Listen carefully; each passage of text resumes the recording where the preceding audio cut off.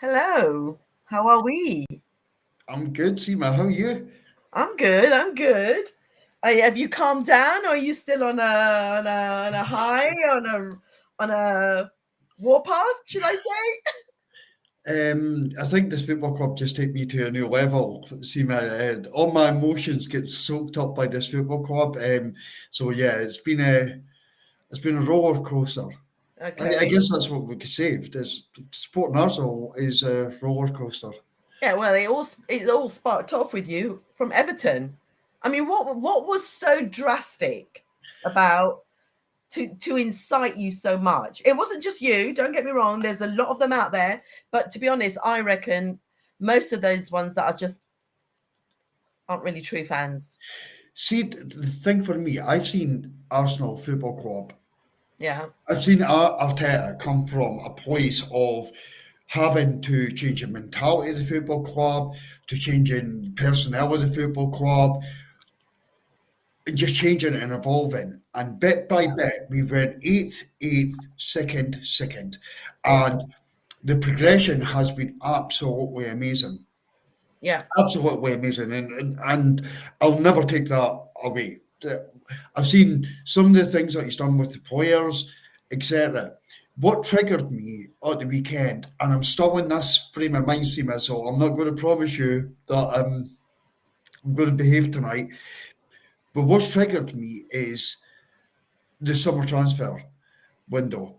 So it's not just Arteta, it's Edu, well, was Edu. It was also the Kroenkes, where we sell £100 million worth of players and we bring in 115, sorry, we spent 115 million. Yeah. And no striker was addressed, nothing was addressed at all. Things that we really needed was not addressed. Now, I'm not saying the signing of Carl Fury was a bad one. I'm not saying the signing of Marino. Marino, I'm not saying that's bad. He's going to need time to settle. He has 3 months. Sterling's debatable. Yeah, so you've got to give him time to settle as well. And he was a Euro winner. I'm not saying any of these are bad.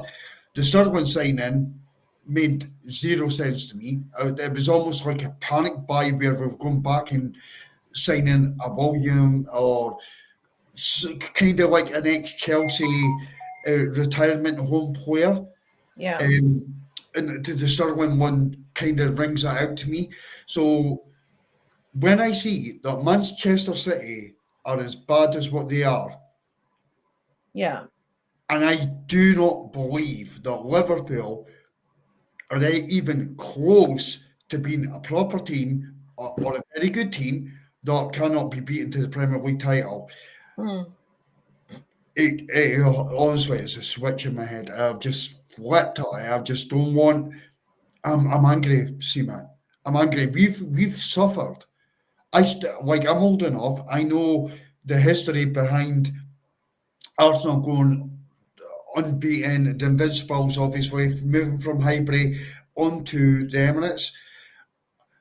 I saw the suffering of Arsene Wenger for this whole period, but that wasn't his fault. But the fans called him out. But I saw that suffering. And now, when we're on the freaking brink, the Yeah. club are doing this to me. It's like, come on, we've suffered for 20 odd years. We're starving. We are starving as fans. Yeah. And that is where, so the Everton result is just like, I'm honestly, Yeah, I've but had it. we're not the only ones that are starving, right? Newcastle, Spurs, um, Aston Villa.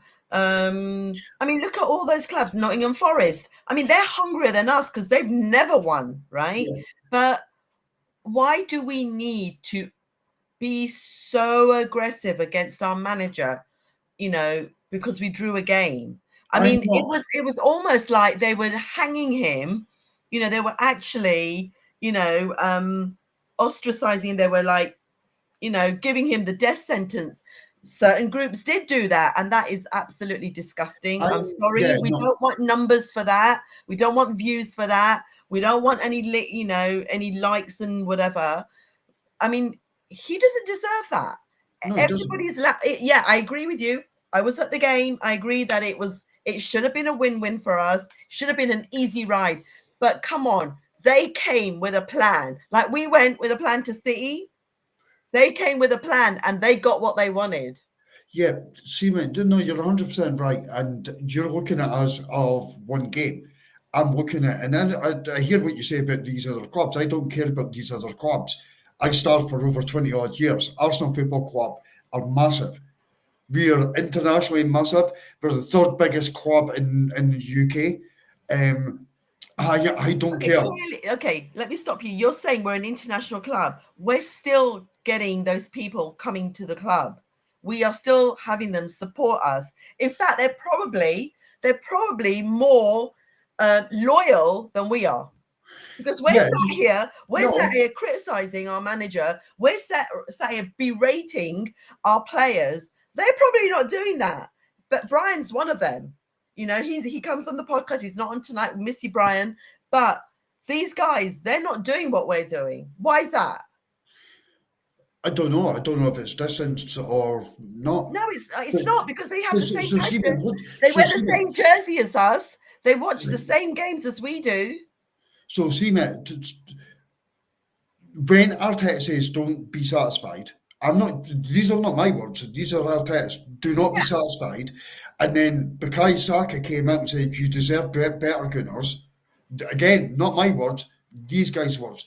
Yeah, but he's speaking on behalf of the team. He's speaking on behalf of the team of that game, not the overall picture. They knew that they hadn't stepped up. See, mate, if Arsenal Football Club were going into a game and we lost 7-0, I would not be crying out for the manager to go.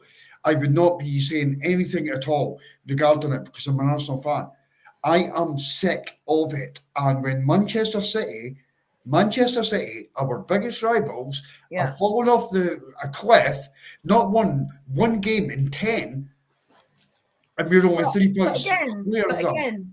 We're always chasing Liverpool. We're always chasing Liverpool too. So why are we not, you know? I mean, I'm glad I'm not a City fan, because I hate to be them at the moment. That's the point. This has not been good enough. This has not been good enough. What we did, I was happy and I'm delighted, and I love my football club, Seema. Yeah. The 4 years from Arteta came in, the last 4 years, progression. It stopped. Yeah. We stopped. We stagnated in the summer. And that for me is unacceptable. But that's where he's building the club, because that's where he's had the new players come in. And like you said earlier, it takes time for the players to make adjustments, to play according to how Arsenal want them to play. But Seema, when you have, we've went on this journey, and when you have Martin Odegaard, that a lot of Arsenal fans, like what James Maddison, or they don't think that Odegaard's the guy, we've collapsed because of one player. Yeah. We collapsed. Then we're playing Thomas Partey at right back because our injuries are through the roof. Yeah. Thomas Partey's been on fire this season. He's been a great midfielder for us. And we're Arteta's just moving things around. And I'm starting to look at Arsenal now, and I think that we're complicating he's overcomplicating it. And And I've used this analogy a couple of times. I don't know if that's the right word, but the best strike partnership I ever watched when I started watching football was a 4-4-2. So it was actually the best partnership. I hate the football team, but it was Glasgow Rangers. Mark Haley would sit just in between the midfield and the striker, knock the ball on, Tally McCoist. They were telepathic and they would score. Now, I look at Kai Havertz, who I always back and I always defend. Yeah. And I think Kai Havertz is that guy, but he's just a bit more technical. Mark Haley was a bit more clinical. Okay. But that's where I see Kai Havertz. But what I see from Arteta, and it's annoying me, Seema. I'm in pain. It's annoying me. What I see from Arteta is he's still copying Pep Guardiola's Barcelona side, the best team I ever watched in my life, with a false nine, with your Iniestas, your Messi's, etc., playing a false nine, and he's still doing it now. I'm tired of it, Seema. Yeah. So it's not about a draw with Everton and Mutt's lost his head and why should I do this, and like Arteta, all that. I love Arteta. Thank you so much for what you've done. Yeah. But And what by the is way, it's his anniversary. It's 5 years today. it? Right, okay, Yeah. so I can say 5 years then. Thank you so much for what you've done. I am fed up of it, Seema, and Yeah. that is it. I'm just tired. I want to Yeah, win. but you do realise that when he took over, he did say he had a 5-step plan. It's a 5-year plan. Now look at what Chelsea's boss is saying as well. We're not in it for the title, even though they're sitting on second in the league. They're still raving, and even what's his name, the Liverpool manager, he's saying the same. We're not aiming for the league because they all know what happens, how fans get, when they drop off. Do you know what it is, Seema? I can't see last season, the second half of last season was probably the most excited I've ever been an Arsenal fan. To go the 18 games, win 16 of them, draw 1 at the Etihad, and then obviously we had that performance against Villa. It was beautiful. It was beautiful. The ride was amazing. And now I'm sitting at that point where it's not a head loss. I'm just sitting at that point. It's like, why have we stopped? Why have we stopped? If you're giving me FFP as an excuse, you're giving me anything else. Why now? Why? Like, just seeing it, it's like, no. So I will take on board, and I have learned to take on board negative opinions from people. I do it on Twitter Spaces. I do it other places. I do try to more take them on board now. I never used to. I'd be fighting and swear and I would insult, whatever, to get my point over that these people are wrong. However, I'm not going to sit back and be positive regarding my football club when this is happening. See me, the positive people, the negative people all share one goal. We all want the same thing. We want to win. We want what Mikel Arteta wants. We want what the players want. Yeah. Do we all want to win? The club stopped. And I am not, like, my rage has not came out just at Arteta. If I met Arteta in the street tomorrow, I honestly would hug the guy and just say thank you so much for everything that you've done. I tell you what, if you didn't, I'd whack you one. Like, come through the camera. But I mean, I get what you're saying. I get why a lot of fans are irate, but obviously I don't look at it that way. I look at it in, he's building the team. Yes, everybody, we all want trophies. We all want something, but we all know going into the Carabao Cup is going to be a very different team to the FA Cup. Okay. Yeah. So, we knew that going in. We knew that was going to be the B team. That looked like so much like the B team. Okay. But that halftime talk that he did, and he made 2 changes. That's what he did. But what a difference it made in the play. Do you know what? We actually, to get on at the game rather than be negative, I actually thought we went 1-0 behind, Nketiah mistake. 3 minutes. Yeah. Nketiah mistake. And we obviously, I missed the first goal. We keep saying it's a Nketiah mistake, but look at the height difference between Nketiah and Nketiah. There was no chance that he was ever going to get that ball. Then drop back a couple of yards. The thing is, neither did the other two. They didn't anticipate on that. Yeah.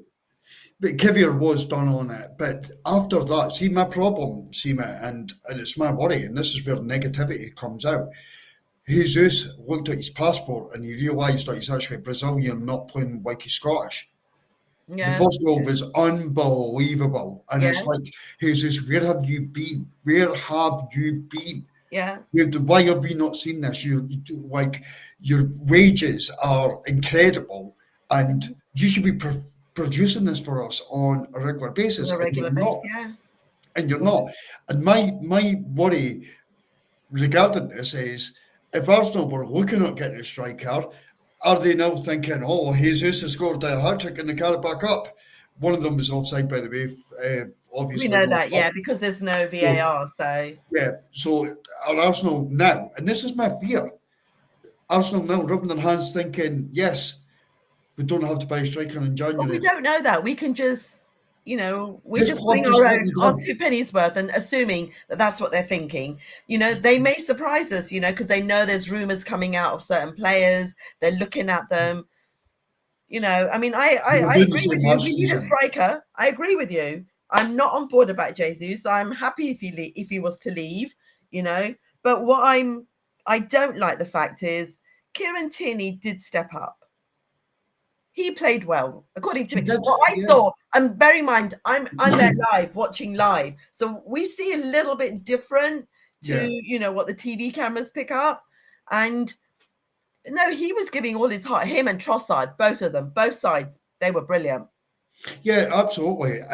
That was Kieran Tierney's first start since, or like first minutes, even since he got injured in the Euros. And he was throwing those balls through, though. He was giving those balls, and they were perfect. Do you know what? This guy has so much heart and etc. And again, see, this comes back to like why I've said what I said about Arteta. Arteta is too much about the inverted left back. When sometimes it's okay, just a Kieran Tierney bombing down the wing, producing what he's doing. That's okay style of football, but the manager won't do it. He won't do it in the Premier League. It's got to be this fucking inverted stuff. And I'm tired of it, Sina. I'm tired. I just take a rest. Yeah, I can't take a rest from Arsenal. Right, if there's any guys in the chat who are on board, if you've got any questions or if you'd like to make a comment about what you think about Jesus' performance, about Kieran Tierney's performance, or even Arteta, please send us a message. Love to see what your opinions are. But what was your thought on that game? I'm talking about now the Carabao Cup game, and I'm talking about the fact that he brought on, Gabriel, our number 6, towards like 10 minutes towards the end, maybe not even 10, but the dynamics were different. The back four were very different. Saliba comes in, there was more control. Yes, 100%. I would do it 100% agree with that.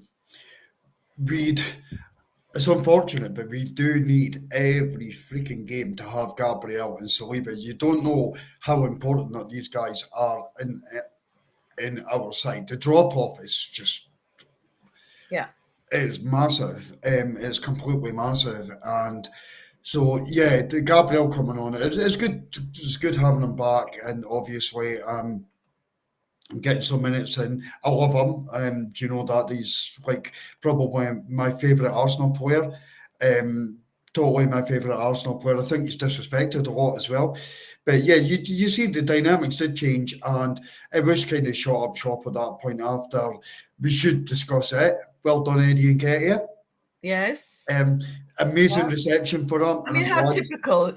Couldn't score when he played for us, but he comes on the pitch and in literally 10 minutes he's bloody scoring and a header too. Yeah, and he's pointing to his watch to say there's still time. We've still got time. Yeah, we've still got time. It's like no, fair play. But he did get a good reception. I mean, the raw Tierney got when his name was announced at the beginning was amazing. But obviously we all clapped. We all gave Eddie a clap and everybody was chanting Eddie, Eddie. And but then that was it, done. It was. And then he scores. I mean, also the set pieces didn't work very well. No, but they were very different as well. Yeah. Do you know what, Seaman? Do you not think at times we're so predictable? Yes. And we're so predictable in what we're doing and the way we're doing it. And fair play to the set piece coach, obviously, for what he's done. And I'm not like disrespecting him in any kind of way. Yeah. If it wasn't for him, we'd be even further behind right now. It'd be, and then like it's a massive. I'm so happy he has his own mural, guys. I'm so happy. He deserves it. I saw that. It's nice. The other fans are so sad because their club hasn't thought of that. Yeah. We have. So big on them. Yeah. No, totally. But it's unfortunate that we've had to rely on it. And see when you go from scoring, what was it, 92 goals last season? Yeah.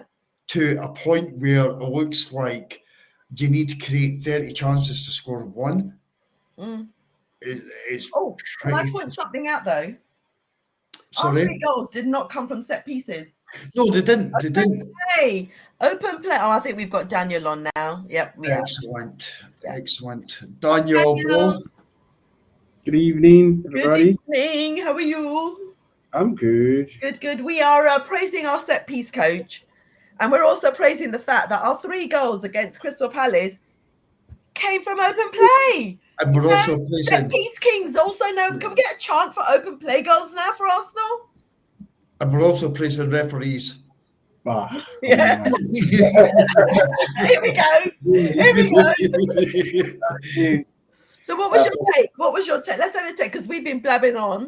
We've been having oh, our little chit chat. So you can have your say now, Daniel. Love your say on this. I Yeah, say on Nicola Palace game. on the Palace game. It was a beautiful game. I actually enjoyed watching the game. First of all, good evening to the audience and good evening to you Yeah, guys. yeah. Sorry, I'm on late. I've been working all day. I just came back. Today's our Oh, end of year my club. I have a club, a football club. So today we play the final game of the season. So we're going on a break to resume back on the 20th of January. So it has been very hectic day for me throughout today.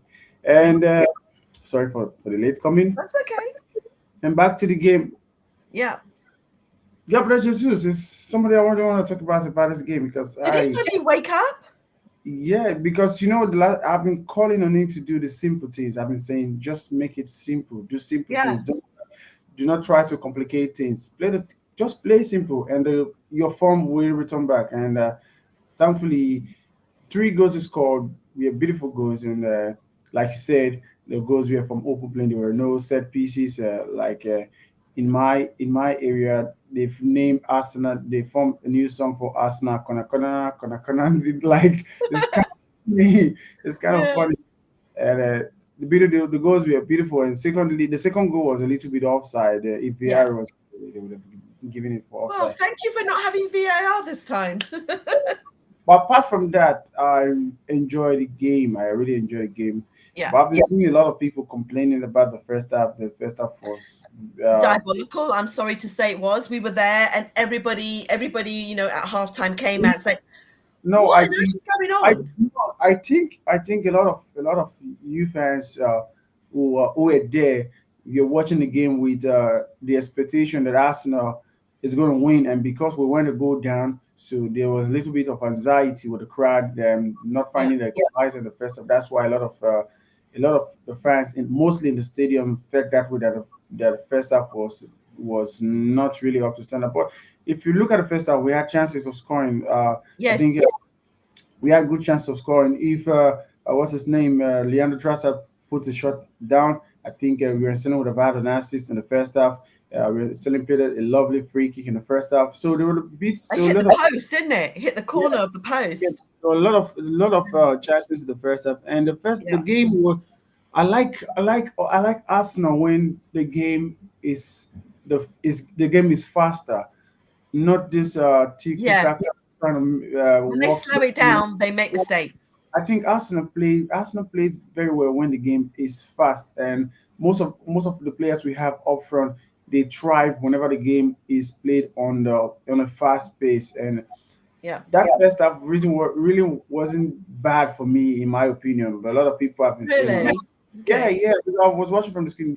The only negative in that first half was that we didn't equalize, and we find ourselves going down a goal too Yeah. early in the game. But it's something I think a lot of match going fans sometimes should watch the game with an open mind and not looking at the contest. The Yeah. contest being that we go down and we couldn't find a equalizer in the first half, and that's why the first half looked a little bit dull. Because if you look at the statistics in the first half, we had more chances of scoring. We had chances at shot on goals, chance creation. Our SG Yeah. it was high. Nketiah was bombing on the left flank. Leandro Trossard was taking on his man, and his man got a Yeah. yellow card in that first half. So I don't really understand the first half. A lot of people have been talking about, in my Yeah. opinion. I What mean, I was I totally agree. A lot of people were saying it in the stadium that we didn't think the first half was good, but not we were watching with yeah, anxiety, so and expectation. Also, that's why the game and. A lot of fans also want to criticize Mikel Arteta. Myself, for instance, we want to criticize Mikel Arteta for not bringing substitutes early on during games, and I see. but I he made find he made the changes at half yeah, time though, which he's never done before either. but I find it baffling that a lot of Arsenal fans questioning the manager for taking Ethan Nwaneri off in the second half to bring in the Oh, captain Martin Odegaard. Odegaard, yeah, You can't have it both ways. You want the manager to be proactive in the changes, the yeah, manager is proactive. You want the manager to give young players chances. He's done that. He's giving Interwaneri more chances this yeah, period. And the game was going, and most fans were forgetting that the game is going to end in the 90 minutes. If we don't find an equalizer, we're going to go out of the tournament. So, what time do you expect the manager to bring a substitute? He brought a substitute, and if you look at the game was in a fast tempo. Martin Odegaard was finding those through passes because everybody was moving. yeah, And I watched what Thierry Henry said in the interview, I think on Sky with Jimmy Carragher. It yeah, was analysis, and I was really, really impressed with what he said because if you really look at it with the mind, with an open mind, you yeah, understand the problem we have in broad. A lot of we fans we want to downplay whatever Thierry said or downplay whatever anybody says about our attacking because our attackers do not move. yeah, We move into the box. Most times Bukayo Saka carries the ball. There's nobody to locate up front. There's no yeah, running man, so it makes it a little bit predictable on what we're going to do. And I was so happy Wednesday that whenever Sterling picks up the ball, you see runners, you see people trying to show forth for yeah, ball. And I wasn't mad that the manager took off Ethan Waneri. I wasn't mad at all. I was so happy that at least it gives the young boy the the sense of yeah, understanding that yes, I'm still growing in my game. And what Martin Odegaard showed in that second half will give Ethan Waneri more reason to want to yeah, learn more and more reason to want to progress his game because now he's going to understand that oh, yeah, okay, there's a level to this thing. For me to be on this level, for me to be part of this team constantly, then I have to raise my level. Then I have to learn from the best, which is Martin Odegaard, and try to up his game. Well, a lot of fans saying that Mikel Arteta taking Ethan Waneri off is going to damp the boy's confidence. I don't think it's going to damp his confidence. In my opinion, I think it's going to make him even work harder to yeah, understand that yeah, there's a level to this game. And the second half, Martin Odegaard showed in that second half the reason why he is the captain, the reason why he's the leader of this team. And players like Waneri, if you want to go far, we'll look at that performance of Martin Odegaard in second half and say, yes, okay, this is the kind of performance this club needs, and this is the kind of performance I, as a young 17-year-old, going to work towards and be this kind of player for this club. So, So I'm gonna throw in a question here at this point. okay, Carabao Cup has always been known as we always play our we don't play our first team, we always play our B team, right? yeah, So do you think now the fans' expectations are that actually we don't want to be playing our B team, we want to be playing our A team? Because if you look at it, Palace did bring on their A team and we put in our B team. So yeah, the level is now been raised. yeah. The So level, we're going to expect that not only do our boys, our first team boys, will end up playing every match, and that's like 3 times a week, maybe 4 times a week, because mhm. bearing in mind how the games are going to be coming in as well, even after the new year. What happens then? What do these boys ever get a chance? The likes of Nweri and Skelly, and even the other ones who haven't even got off the bench yet. And there was Yeah, rumours that 14-year-old Down, down, yeah, yeah. that he was supposed to be playing in the Carabao Cup, but obviously he wasn't on the team sheet. So, I mean, what do you think is happening? The game is actually progressing very quickly. The fans' expectations are going to be even higher. Yeah, the only reason I'm not really worried about it because I know the last match in a Champions League game, if we beat what's his name is Dynamo Zagreb, I think that's where we're playing. Our next match is against Zagreb, I think so. Oh, yeah, there's the grab, Dynamo Zagreb. So if we win that game at the Emirates, definitely our last game against Girona, we're going to see a lot of rotation in that game. So Yeah, that gives me hope. That gives me hope and confidence to say, okay, fine, we're going to go strong against Newcastle because if you don't go strong against Newcastle, mostly at the Newcastle Stadium, I'm not sure you're talking about the second leg of the Carabao Cup now. yeah, yeah, Yeah, we're not going to survive that. So yeah, we have to do what we have to do at the first leg, and I know kill it at home, basically. There's a game. I think it's a game between. I think we're playing Brighton. That Brighton. Or Yeah, we're Brentford. playing Brighton away in between. Yes. Yeah. So I'm not bothered about the players because this has been the schedule of the English Premier League since I've been watching the English Premier League. It's always the difference now is that the Carabao Cup was known for B squads, whereas now, I mean, you know, he had to bring on Saka, he had to bring on Odegaard, he had to bring on Saliba, he had to bring on Gabriel.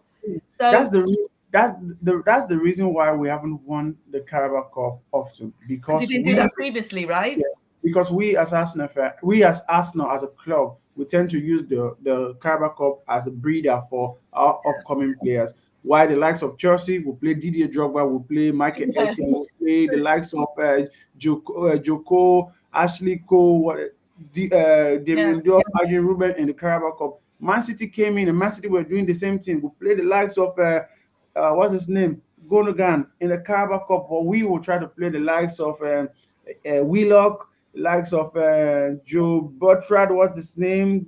Those, you understand what I'm trying to say? I get that. That's the reason why we haven't won the tournament often. Yeah. And a club like Manchester City, club like Chelsea, they've won it time after time. Daniel, I can come back at you on this, right? And like I'll agree with you 100%. I started supporting Arsenal the 92-93 season.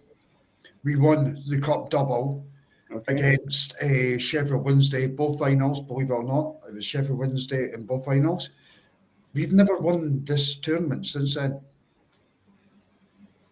And That's crazy. I don't think they looked at it seriously enough. I think. Sorry, Mark. I think Arsenal as a club, Arsenal. I don't know if it's like Mark. You know better, but I don't know if previously the likes of Graham, they took this cup seriously and playing a stronger team. Because when I started watching Arsenal from Arsene Wenger time, the Carabao Cup, which is the Carling, which we used to know it as a Carling Cup, has never been the importance to Arsene, because he uses that as the breeder for the likes of Cesc Fabregas, the likes of what's his name, Carlos Vela, the likes of Jack Wilshere, you know what I'm saying. So I don't know for Mike. Has Arsenal taking this cup seriously by playing first team during the I think they are now. It was always been known as the Baby Cup, isn't it? Just like the one that Chelsea are in at the moment, you know. Europa League. No, it's not even Europa League, it's Conference. It's not the Conference League. So it was also known in the Baby Cup. But look, it's Chelsea. So now, you know, when West Ham won it last season before, it was like, oh my God, but this is Chelsea. Of course they're going to win it. Yeah. So the Carabao Cup was known as Baby Cup. We never take it seriously enough. FA Cup, yes. I think to answer this in the best way possible, the drop-off between Arsenal's first teams over the years is a cup that we'll never take serious. Unlike the Community Shield, thanks Arteta for winning two of them and classing them as major trophies. That was kind of embarrassing for the fans. But out with that, I said the drop-off between the first team always to now is always been huge. So I've looked at the cup competitions. I've never really cared about them, Seema, if I'm being honest. I've never, I want one of the majors. I want Champions League. I want the Premier League. And that's kind of where I am. So if an FA Cup goes, we've won that 14 times, the Carabao Cup goes, I don't care. Seriously, it's there. But what has happened is, I guess Arteta has made the drop-off be better. So therefore, when we play our B team, they're still able. I mean, I've been lucky enough to go to a couple of Carabao Cup games this season, and obviously I met you at one of them. But the drop off it's not as huge as normal, and I guess the draw's been kind as well. I mean, if you look at when we got put out to Nottingham Forest, that was the first round of a cup game. We played Liverpool last season, first game of the FA Cup, etc. So the draw's been kind and letting Arsenal kind of progress. But I also think that the the kids have done really well, and I think that we've got two special kids coming through. Miles Lewis-Skelly, my stocks are in this guy 1,000,000%. I want to see him at left 8. I've watched him in the academy. Yeah. This kid is unbelievable. Yeah. And I'm properly shockingly good. And just come back on Daniel, just 2 seconds, and we'll land. Ethan, I saw the fan base going for him because he didn't have his best game. A couple of weeks ago, all the fan base was saying, get Ethan in, get Ethan in, get Ethan in. And I said at the time that Arteta was doing the right thing and protecting Ethan. You rightly said so. You said so. Like we're saying that it's a bricks. You put on a bricks, you put on a mortar. So when it gets strong, before you put another layer on it. That's what we're trying to say in the poll. I think that was about 3 or 4 weeks ago, Mark. Yeah, you rightly say so. Yeah. But I just wanted to ask you, Mark, do you think the problem is with the club of not taking the Carabao Cup serious, or the problem is with we as fans who tend to look down on the trophy? Do you think the club are looking down on the trophy, or we are the fans the one really looking down on the trophy? I think, personally, to answer that, I would say that the club and the fans are aligned, because if you ask any of us, if we could even have won the Premier League or the Champions League at the end of the season, we'd all be happy. But so I think the club feel that as well, and therefore the priority is these tournaments rather than the League Cup, if that makes sense. But do you know my stance on Arteta? And I've said it to Steve Seaman before you came on as well. I'm disappointed, but this guy needs to, he has to win something. He's won one COVID FA Cup, and he's won 2 Charity Shields, so that he is claiming our major trophies. And then he comes up with a statement. I don't think he's claiming. I think he's just shutting down the reporters who keep pushing those words to him. You said Arteta won one COVID FA Cup.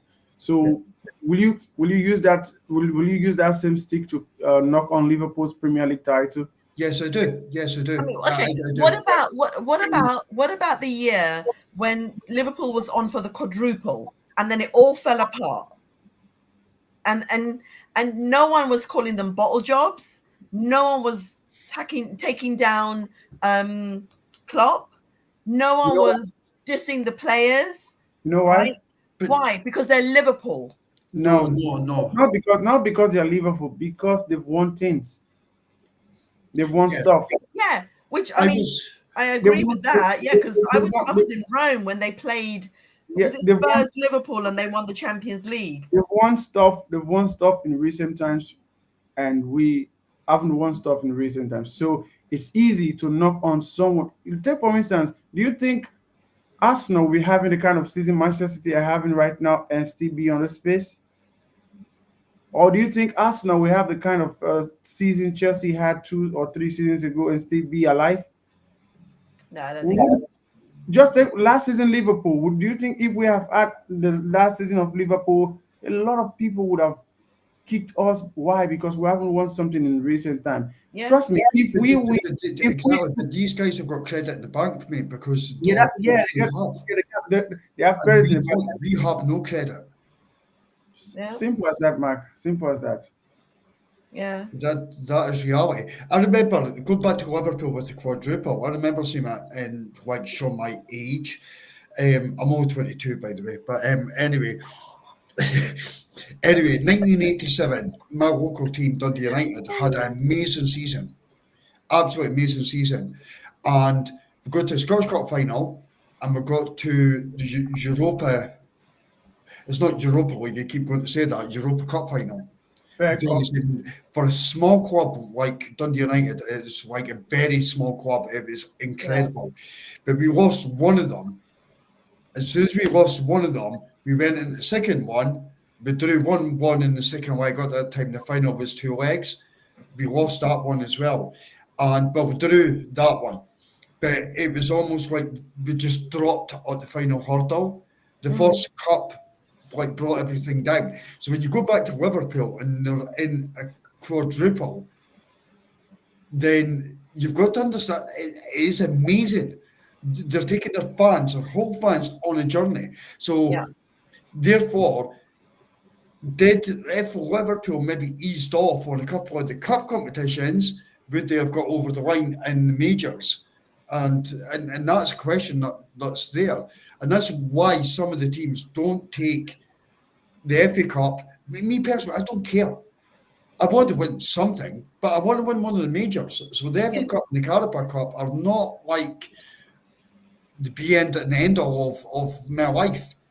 I want a major. I want a major trophy. Yeah. I mean, I agree with you. I'm going to go back to what Daniel had asked earlier. I mean, for me, it is about building the club. I mean, obviously, we want to win. We want to win every game, and I want to see what we're bringing our academy players in the forefront of it. I don't want to be knowing, oh my God, we're going to pay 100 million for a striker, and then we're not going to get the benefit of it because it's going to take him, probably half a season to adjust to the team. But these smaller competitions are that pathway for. That's how I see it. But I could be wrong. If anybody in the chat wants to tell me I'm wrong, please do.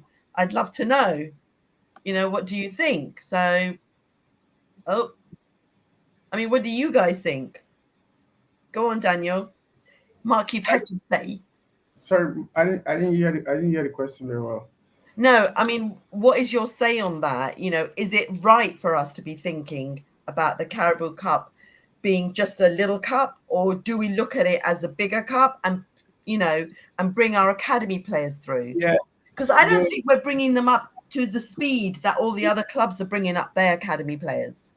There's no way on earth we as fans can actually turn around and see the Carabao Cup as a bigger trophy. Firstly, you have to understand the cash prize. Because it's mentally that way. No, it's not about mentally. You have to look at the cash prize, the cash pool of the Carabao Cup, the cash pool of the EPL, the cash pool of the Champions League, and the cash pool of the FA Cup. They are all different prizes. If that's the case, then maybe the Premier League teams should not be playing in the Carabao Cup. Let the Championship and the lower leagues earn that money. They actually have the EFL Cup for the Champions League and the conference and whatever. They have the EFL Cup for that, which the Premier League club are no participator of that tournament. So it's not. I don't think we should be disregarding any trophy, in my opinion. But if you actually look at the trophy itself and the cash pool of the trophy, it's understandable that a club like Arsenal would neglect tournaments like that, because if you look at the end of the tournament, I don't think you win up to £1 million in the Carabao Cup, the cash prize of the Carabao Cup. You don't win up to £1 million in the Carabao Cup, but just because of the gate takings and the fans going to the stadium, the ticketing, that's why the Carabao Cup is a little bit important for the club, because I see the club see it as a means of milking the fans in a way by getting. That's why you see most of the lower league team, whenever they drop the bigger club, they're excited. The reason why, not because they're going to win, but because they know that these guys are coming to town. Definitely, the fans are going to come into the stadium, and the stadium is going to bring in the money. That's exactly it. Daniel, you made a good point there. See, last season, Man United won the FA Cup, and they were awarded £3 million for winning the FA Cup. Arsenal got to the quarterfinals of the Champions League, and we got £90 million revenue. Yeah.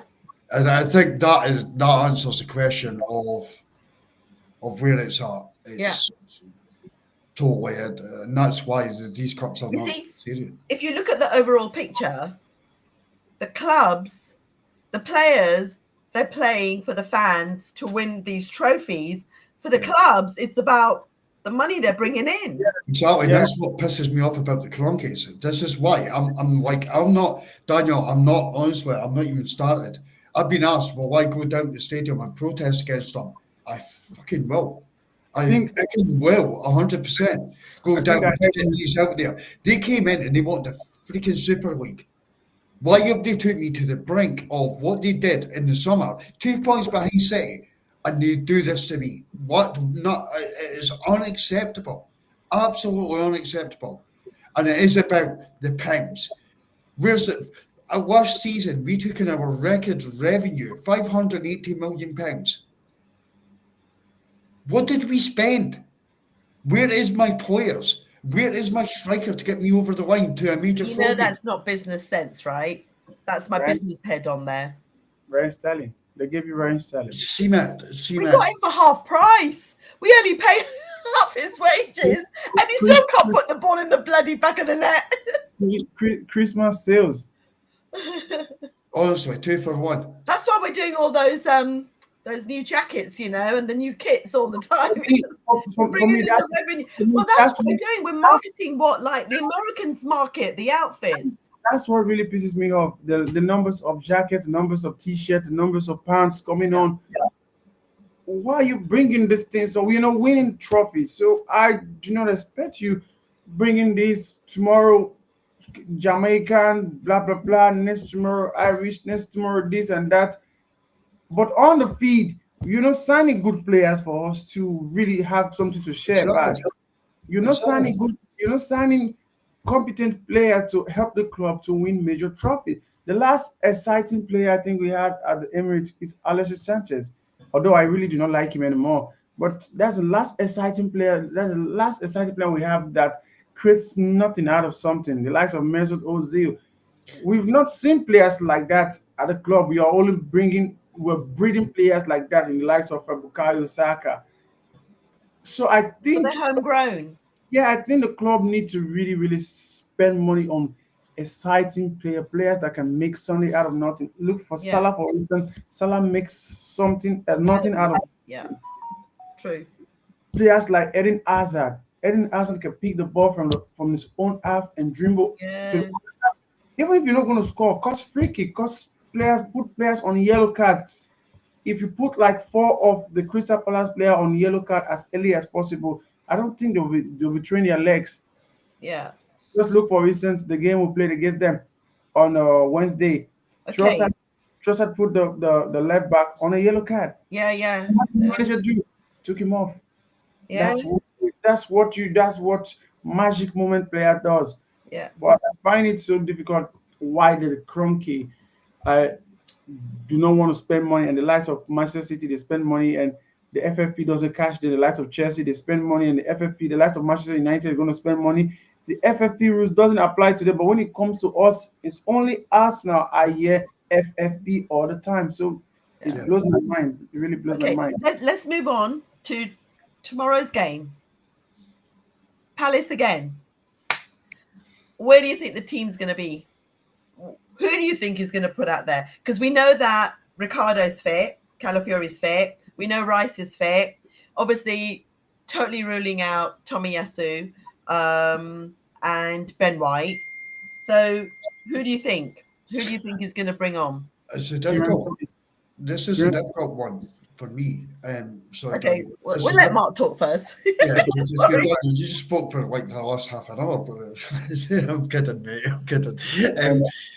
Gabriel will obviously come back in, but the problem that you've got two issues, and issue one is the left back. For me, we've got 3 options, and I know which one I would prefer. You can bring Calafiori straight back in, but he's off an injury, and every time our players come off an injury, they're fit, get them in, bang, they're out again. Yeah. So an extra week off for Calafiori would not be a bad thing. Yeah. You've then got the issue of Kieran Tierney at left back, where Kieran Tierney has just played his first however minutes that he played. I think he played 65. 60, yeah, 60 something. 65. Yeah. So 65 minutes that KT played on his first game back since the Euros through injury. you can't ask him just to go and chuck it him in again and go and do the same thing, or you're risking him getting Yeah, injured. but he's been training. He's been training with the But squad there's difference. There's a non-stop. difference. So he's fit enough to come on. No, but there's a difference between training and playing. No, So no, it can't be, because they've got to train at the same intensity as they would be playing in the game. yeah, Otherwise, it like, defeats the I do. purpose. I do get that, but just there is the match sharpness, etc. So Match, uh, match, I'm going match to is my third option for left back, and it's Miles Lewis Kelly. Just Yeah, start. a lot of people. Start What were you on. saying, If Daniel? he has come off after 60 minutes, we bring on Yeah, yeah, KT. yeah. Uh, so what you're trying to say, like, I think match fitness is different from training fitness. You can be fit training all the time, but when it comes to match, there are some actions that happen in the match that doesn't happen in the oh training. yeah, because we don't know So what the oppositions are going to do, right? yeah, Which, yeah, so in other words, in my opinion, I would love to see Kieran Tierney play tomorrow. That's me. The reason same I here. think I've been one of the people calling on Kieran Tierney. Everyone predicted it was going to start the Champions League game the other time. So seeing him start is something I like, and I think it gave us a new dimension which we haven't seen. The ball he played to uh, Ryan Sterling in the second half, early in the second half. I don't think any of our left back have played such ball in the whole of this season. Yeah, I've not seen such crosses like that. yeah. First time cross, no dilly dangling, no trying No, to, no first time cross. So I want Kieran Tierney to start. If I'm the coach tomorrow, I'll be playing Kieran Tierney and leaving Ricardo Calafiori on the bench because Calafiori seems look like a glass cup at the moment. It breaks up any moment it's fall to the ground. So yeah. I uh, think we need him more for it's Brentford first, isn't it? Brentford, yeah, then Brighton. yes, I think I'll be a little bit skeptical of starting um, uh, Calafiori, and we want to start uh, Kieran Tierney for tomorrow. Yeah. For me, I'll bring in Gabriel Jesus and bench Kai Havertz. I know we've Not got Ipswich in between, haven't we? yeah, The home game. not because I think Havertz is a bad player, but because I don't think you bench a player who scored that trick. Yeah. I mean, to And be honest, he hasn't performed very well, has he? Because he's just not got the ball in the back of the net. End of. but if you really deep down and look at the uh, best performance we have had this season, I think Gabriel Jesus has been playing on top in most of the best performance we've had this season, Yeah. apart from the Western game where Kai Havertz started on top. Apart from that, if you look back the game against, I think was in Sporting who was starting. Okay, Kai Havertz started at Sporting. Sporting, yeah. Monaco, Gabriel Jesus was there, He and scored. He scored in that one, didn't he, as well? yeah, I think we create more chances at goal when Gabriel Jesus played on top than Kai Havertz, if I'm not mistaken. I Yeah. think I need to check the numbers. Yeah. So And and also, and also, he doesn't like to go in for tackles, which Jesus does. Jesus and will go and slide in for the ball, but Kai a, just, and a player who has just got an hat trick against an opponent who he will be facing tomorrow. I wouldn't want to bench such player. yeah, I want him to go there and do the same trick he did on exactly. Wednesday. Do the same, but just bringing in what's his name, Bukayo Saka, and Yeah. I'll keep Trossard. I'll keep Trossard. Keep Trossard. But Yeah. I'm not going to play Party at right back. Never. No, Never no. again, Daniel. Never again. I He can't was. watch. He had to stretch a lot in this game. Yeah, I, I think. I'd never want to see Thomas Partey in right back again. I honestly, I can't do it. See, Yeah. But, mentally, it is breaking me.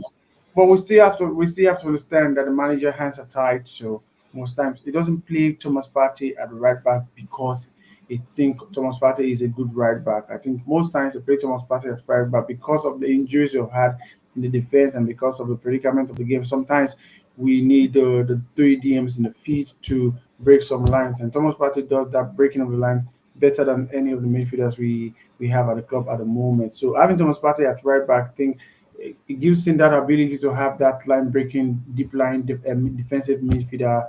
That's why I think most time he plays Thomas Partey. But it gives Arteta I wouldn't want to see Thomas Partey at right back it tomorrow. gives Arteta the opportunity to invert Thomas Partey to his natural position, and that is exactly what Arteta is doing with him with Thomas Partey at right back. It doesn't work. Thomas Partey has got his shit together this season, became fit, had surgery, came fit, and he's actually able to play games. Get him in his strongest position, and that gives us the best possibility to win a football match. And I've said this umpteen times. A fit Thomas Partey is arguably one of Arsenal's best players. So when you're putting the best player at right back, which is not his natural position, You're hurting the team. I'm sick of seeing it. I'm sick of seeing it. Okay, would you start Rice tomorrow? No, Resting him as well? I'll prefer. Like I said at the time, I think I said it on this podcast before. Mikel Merino gives a lot of balance to Arsenal team Okay. than Rice and Partey together. Yeah.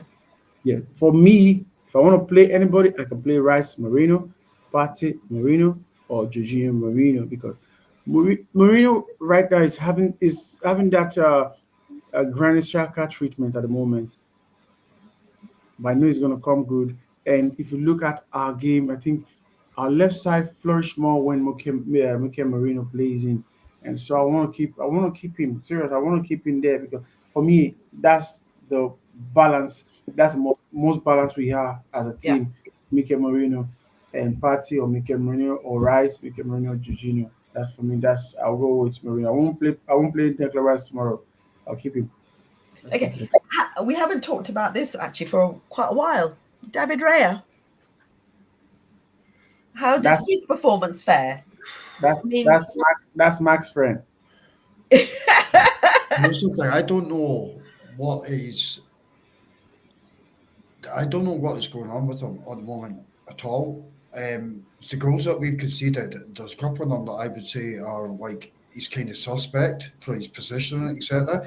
I love David Raya. I love Ramsdale as well, obviously, but I do love Raya, and I see his distribution. I see what he brings to the team. I can see how more offensive we are with the Raya and goal. However, the last few games, the goals we are conceding, I think that yeah, thanks for putting me on the spot with this one, Seaman, but I think he is extremely. he's part of the team. But then again, let's go back and say, hang on a minute, this was the Carabao Cup. He could have played number 2, but he chose to play David Raya. Well, the number 2 is Again, this is what annoys me, Daniel. This is what annoys me, Daniel. Why are we not playing now? Why did we even loan him in? In the summer, we weakened our goalkeeper situation. who? We could play Tommy Setford. So obviously Arteta didn't think that the 18-year-old kid's good enough to play against Palace, and we brought in David Raya. But why are we not? What was the point of bringing in now? And I know that Arteta did try. So one bit of defence for Arteta, he tried to sign another £30 million goalkeeper. So that department was not weaker, and the club blocked it. So that's one bit of defence I will give Arteta. However, Rhea, he's not in top form at the moment. That's the best I can say. Maybe his wedding and his beautiful wife's taking up some of his thinking during games. I'm not sure what's going on, but yeah. No, well, that goes for Odegaard, Mark, Jesus. that's a blow below the belt. Yeah, Yeah. seriously. I At mean, least Kai just got married a few months ago. Come on. Yeah, at least Jesus is scoring somewhere, eh? I mean, apart from the Carabao Cup. Well, Jesus scored 3, so something's going right for him. So that's One of not. them was offside, by the way. I will point that out. But yeah, Oh, God. look at the Take ticker. the goal. Jesus looks at his passport.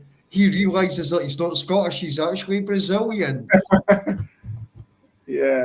Okay, so we're obviously playing away, and the atmosphere is going to be way, way different. I mean, I think there was 5,000 or 7,000 fans, right, from Crystal Palace. Boy, they were loud. I mean, they were louder than our lot. And they were louder because they scored first, so it's normal. no, they were That's loud right. from the beginning. Do you know what? See, when it was at the Bolton game, man, you were obviously at the Bolton game as well. Yeah. It was exactly the same. You could hear the Bolton fans more. No, not as much as this, because they were given the side, behind the goal. So they were sitting and they had a banner. AA, where is your something? It was the Ashburton Army. They were sitting in the Ashburton Army spot, and then they were taunting them because the poor guys were sitting opposite to where I sit on there. But then they eventually got their drum out and then they started the chants. But no, they are loud because they had that entire back. Right. Okay. So there was there was nearly 7,000, we would reckon. Lee Georges from AFTV and Lee Georges TV. Can we not give them the platform for it? Just call him LJ, but that's okay. He made a great point. By the way, we're in the North Bank. Okay, you're in the North Bank. made a great point in regards to the fans having more voice than the Arsenal fans. Putting 7,000 fans in a congregation in a same spot and scattering 50,000 Arsenal fans all over the place. This 7,000 are chanting just a particular chant will be louder than a section from the North Bank chanting "We are the Arsenal," another from the Ivory corner chanting a different. So it's easy to hear the 7,000 because they are just saying one same thing. No, they weren't singing the same song. Trust me. And you know what they were doing? So the actual away end, right? They were having a chant from the away end to the two guys in the middle, and they were toing and froing the chant. They were actually in sync. They were doing better than what we do, North Bank and Clock End. And then they were chanting other. I've never been there. It's like that. See, when I went to the pressing, it was like the pressing game was like in the last round. It was the first away game that I'd ever been to. But see, when the away fans come into a stadium, you do feel there's a different energy from the fans. Yeah. When they're singing. So I kind of think that the Emirates is, unfortunately, it's not like it was 2 years ago. And see, you're there all the time. You've got amazing seats. For anybody that doesn't know, Seema does hospitality every game, champagne and caviar, etc. No, I don't. Seriously, meets all the players. Caviar, by the way.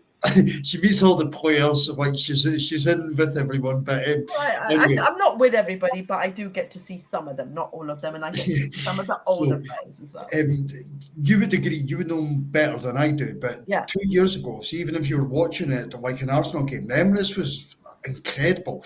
I'll never forget the moment, and it was like my most proudest moment being an Arsenal fan, when Saliba scored an own goal. And the whole stadium just got behind Saliba, sang his chant, and it's like, and we'll go again. And we went on to win that game. So it's gone.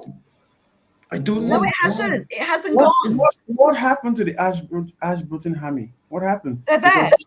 No, but what they did was there was 200 of them, and they narrowed them down to literally about 25, 30 of them. Yeah.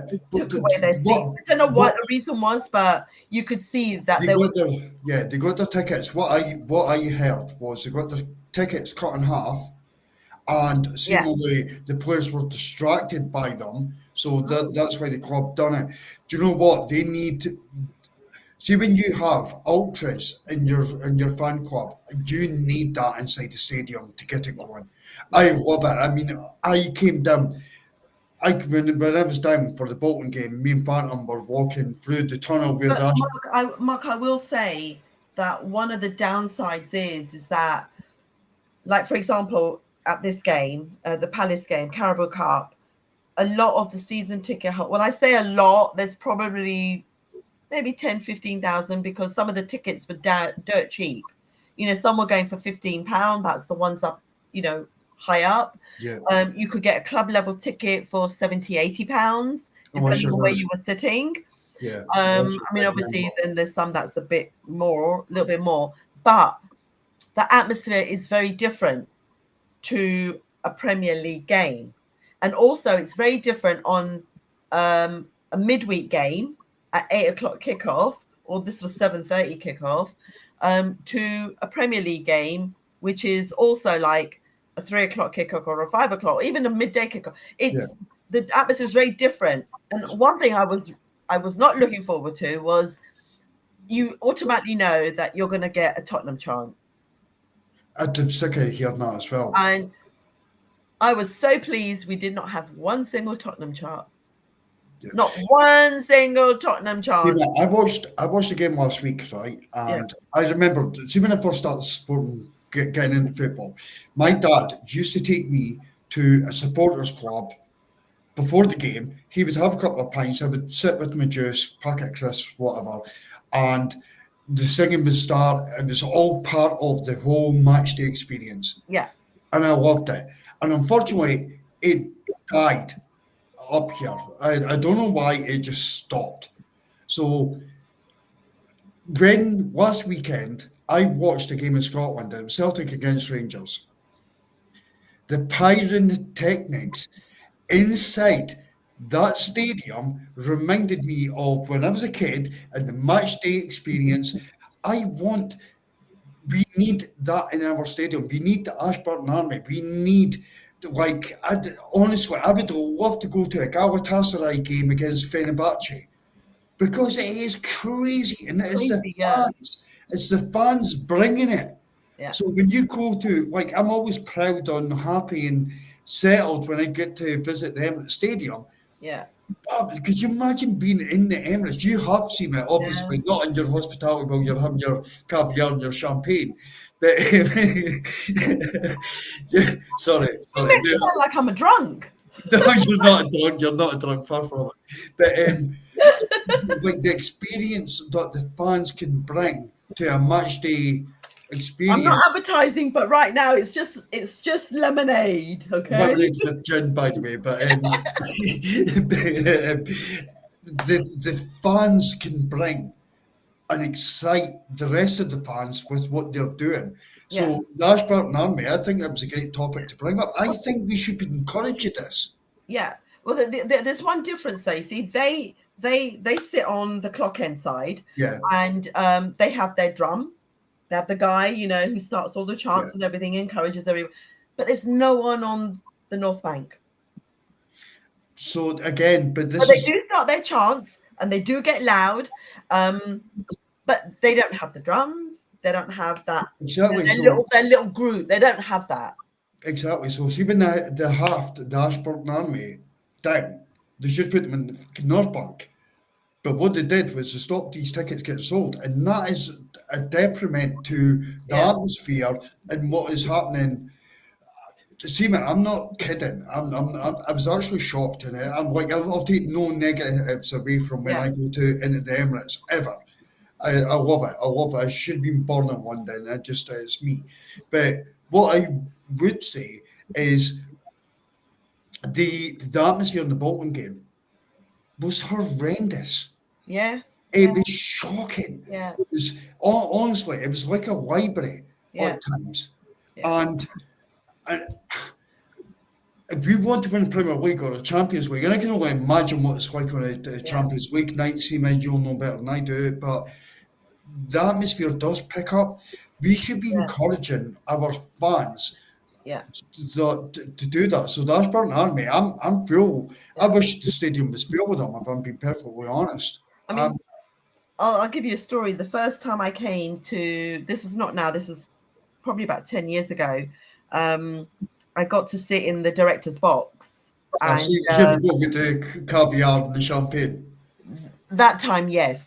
That's the only time, because I actually, to be honest, right, it might be a pampering thing, but I actually didn't like it. I'll tell you why. Because we obviously had all the razzmatazz and everything that came with it. And then we went out to sit for the game. And I actually sat there, and I wanted to get up, and I wanted to scream, and I wanted to shout. No one got up. Everyone was just sitting there, and that guy, that famous chef, he was sitting in front of me, and I'm going, no one's talking, no one's saying a word, no one's chanting, no one's screaming. And I'm going, and I got up at one point, and I was told, sit down.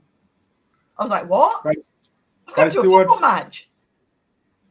Sorry? No, not by the stewards, by another person sitting next to me. No, Really? did you know that's You're not allowed to wear your Arsenal shirt. So I'm like, interesting. I'm not coming back up here again. And I didn't go back up. I went down and sat. I sat actually in the corner where the players always come and celebrate, on the North Bank side.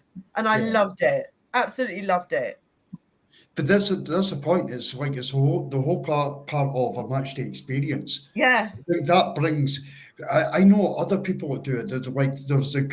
There's groups like of some of my friends that, well, one of my friends are in a group of people that they all go together to generate that atmosphere within a football ground. When I see people putting it up, on groups or whatever, and they're going about, oh yeah, we really want to do this experience, and I'm going, you can go out for a posh lunch somewhere else. Exactly. You want to watch your team sit in the midst of the crowd of the fans, know, not up to the ones that, not all of them are, but there are a few. You can tell who are the part-time people that come and sit in the boxes. So you want the experience, sit with the fans, because that is the true experience. 100%. That's where I'm at. I wouldn't enjoy that even this. When you score a goal, you get to hug somebody you don't even know, right? You get to high five all the people around you. Yeah, exactly. That is the experience. And that's why I think that the Ashburton Army, to just go back to them, and it's a fantastic topic. I think these guys should be given more allocation. Follow them through the arches, when they get their flares on and they're banging they're beating their drums and they've got their flags. I mean, what a vibe! Oh, to see the amount of times, and I've Daniel, you just got to come over and. Daniel, you have to come and but you know what, Daniel, what I did do, and I done this last season on the final game of the season, because I was like, just to get myself worked up even higher than what that was. But I actually went on YouTube and I actually watched all their fucking videos, and I went on to a space afterwards, and I was singing a certain Tottenham song, not the one that you think. Okay. Does the Ashburton Army do a better Tottenham song? Yeah. And I was singing that we're going to win the league. And I was singing that, and just the vibes and the energy that these guys give. I'm honestly, when I came down for Bolton, I was gutted that I didn't have a flare inside that tunnel. I don't think they're given enough praise for what they do. I don't think so either. I mean, I love them. I love them, and the energy that they bring to the stadium and then what they're doing is fantastic. And remember, Arsenal Football Club are not paying these guys. So this is people, normal people, spending all their money. For the love of their team. Exactly. For the love of their club. They're just ultras, and they're beautiful people. And win or lose, those guys are chanting. Yeah, exactly. So if any of you are watching, and guess what? They never leave the stadium when their team loses. They're there till the end. If any of you are watching, we do respect you. Keep up the work, and we appreciate you guys massively. You see what you just said right now, Sema. In Nigeria, we have the culture of our fans. Our fans in the past 2 decades now, we've won. Normally we have the award ceremony. Our fans always win the best fans of the year. Reason why in Nigeria we have this culture we call the fans, the fan club. Yeah. The country pays these people. Win or lose, draw, those fans are there. Come rain, sunshine, whatever the weather, they're always there. And they're not just there, they're always there singing, blowing the trumpet, playing the drum, always in the colors of the country. Yeah. We always win that award because these fans go there to support their country, Yeah, support their team, whatever they're, even while they're losing, they're still there. And I think Arsenal should have supported the Ashburton yeah, army more than trying to scatter it. Because if you really look at it and look at that season, we yeah, played we played one of our best footballs in this season, and that's yeah. where we started Yeah. challenging for the league Daniel, title. Daniel, just see slightly. And we've had this conversation before, also, and like Seema to know like my negativity, but Arsenal Football Club are all about money, and I get that every business needs to generate money, etc. See, one thing that absolutely pisses me off about my football club. See the support that we have in Africa, and these guys can't even do a pre-season fucking friendly there. Honestly, that boils my blood. It boils my blood that they cannot give anything back. Let's go to America. Let's go to America. Generate more. Generate more. How about you just say thank you sometimes to the supporters? That's where the money is, though. That's where the money. But Simon, there's nothing stopping these guys No, from It's on the not only the club.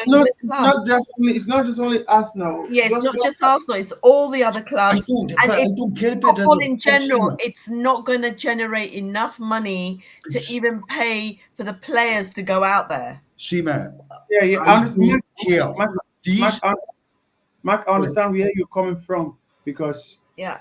if you can take a team like I think it was Everton and Wolverhampton wanted to Singapore to play a game to Australia Spurs last season to play one game after the season have ended in Australia.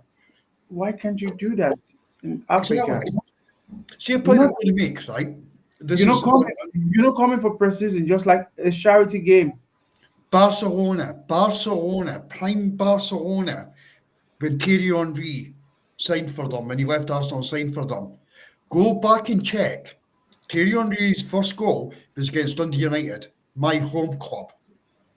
His first goal was a penalty kick in the 85th minute, something like that, was my home club. Barcelona came to Scotland. What money would Barcelona generate through coming to Yeah, Scotland? but they would have generated because people from Manchester, from Liverpool, from going further down, even from Seema, London would have gone up there to see them. Okay. Seema, the But stadium the African will countries are not going to generate. Maybe in 10 years' time, well, I would say 10 years, yeah, they will do it, but not before that. They're way off that mark the yet. stadium only holds about, I think it's 12,500. Tannadice Park only holds 12,500. Yeah, but it's not Most just of them are going to be taken up with sponsorship season ticket deals. holders.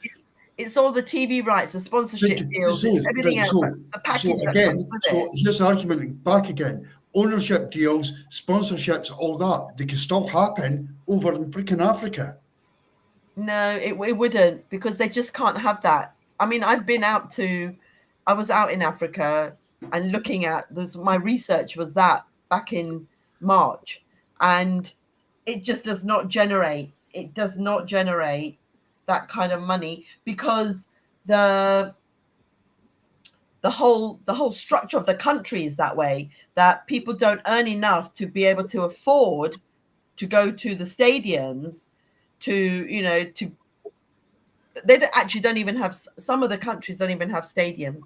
South Africa has just started to do what I was looking into. They're progressing into that, but otherwise nowhere else in Africa, even though it's it is building, it's going to get there, but it's still going to take them a lot of time because they've got to get rid of the corruption. But you know, yeah, that's fair enough, right? And I've just came back from, like, before we were speaking I mean, wouldn't we love it? Wouldn't we love it? Look at our players. Look at Saka. He goes off to, is it Ghana, right? Exactly, yeah. And we got Thomas Partey from, and then we've got South America. Why do the teams not go to South America? Why do they just go to America? Come on. I think, Seema, you're touching on the point that I'm trying to hit. It's all about the money, and that's it. But it shouldn't be, because us as fans, and I'm speaking for my African brothers here. Yeah. There's millions of them, and they want to see their fucking football club. So how about you give us something fucking back? I mean, they could do a tour. I mean, that would be quite nice. They don't have to play a game, but they could do like a fan thing, so a You know meet. my my problem with this club. The problem I have with the club is this.